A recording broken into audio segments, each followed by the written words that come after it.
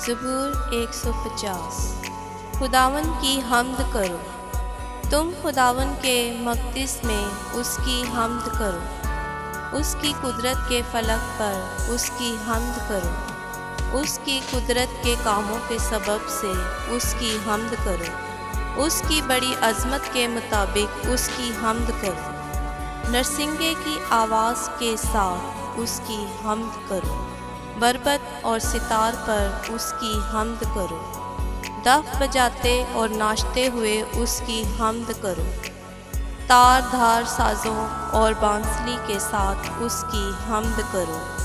बुलंद आवाज़ झांझ के साथ उसकी हम्द करो। ज़ोर से झनझनाती झांझ के साथ उसकी हम्द करो।